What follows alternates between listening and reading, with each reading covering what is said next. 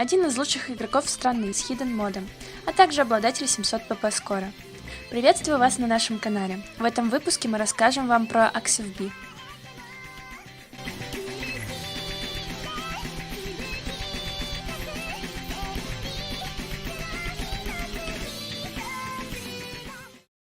Восемнадцатилетний Илья Аксенов, он же AxFB, проживает в городе Санкт-Петербург.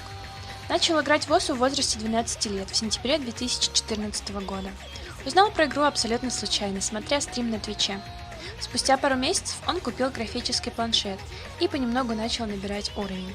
Как можно догадаться, игровой ник Ильи берет свое происхождение из его фамилии. Сейчас помимо ОСУ он учится и играет в другие игры, такие как Terraria, Apex Legends, иногда Rainbow Six и многие другие.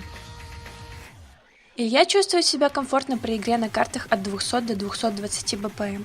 BPM меньше 190 играть не нравится, а больше просто сложно жать, если речь идет о стримах.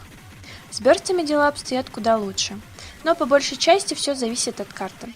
До 7 кпп он играл лишь No Mod, а после начал пытаться фкшить карты с ХД и ХД-ХР.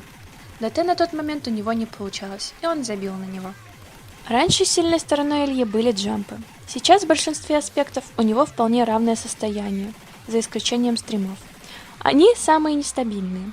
Обычно он не делает больше 3-4 траев на одной карте. Так его одни из самых сильных скоров были поставлены спонтанно первым траем. Первый скор принес ему его первый 700 pp скор, а второй — это на данный момент единственный ХД-ХР ФК на карте. На данный момент количество поставленных им 600 pp скоров равно 17. В основном это скоры с Hidden модом, а также пара No Mod и ХД-ДТ скоров. Выбор Hidden мода обусловлен тем, что его приятнее играть, чем No Mod, и соответственно то, что за него дают больше pp и очков.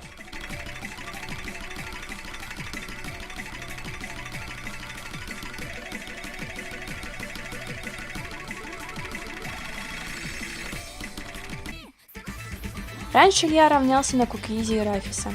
Именно первый больше всего вдохновлял его играть джампы. Раньше, когда у Ильи был импрув, ему удавалось фармить по 200-300 pp за день. В один из таких дней ему удалось фкшнуть такие карты, как Kuta, Snowdrive и Burn the Moment. И все это с Hidden модом. После таких жестких скоров его аккаунт отлетел в рестрикт на некоторое время.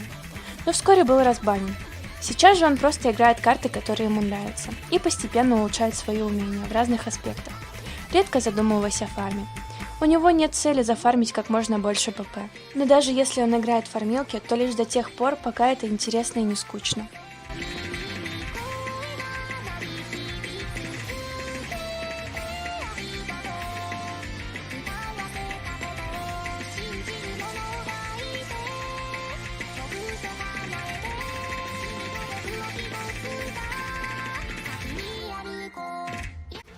На прошедшем ОВЦ Илья считает, что сыграл максимально хорошо, за исключением матча, где он смог сыграть только одну карту, даже не фкшнув ее. На последнем матче против Кореи, по его мнению, он выступил намного лучше, чем на предыдущих. И даже несмотря на проигрыш, своей игрой он остался доволен.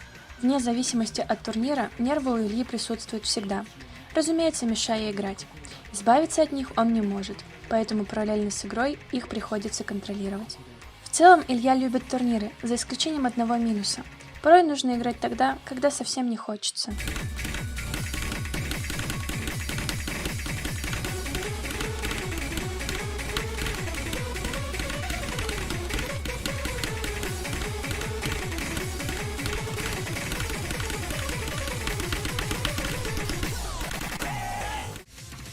В начале своего пути он всегда играл то, что ему было интересно, и то, что больше всего получалось.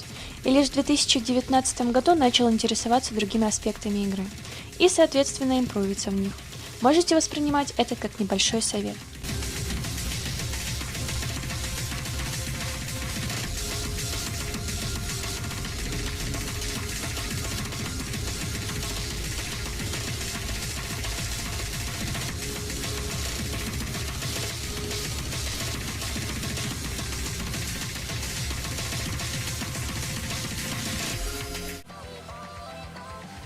Еще в 2018 году Илья планировал улучшить свою игру с ДТ, стримы, а также карты на технику. На данный момент можно сказать, что он достиг этих целей и более-менее доволен результатом. Сейчас у него нет планов на будущее. Он будет лишь продолжать играть и развиваться, пока ему интересна эта игра. А с вами был канал Osu World. Все полезные ссылки вы можете найти в описании. Всем до скорых встреч!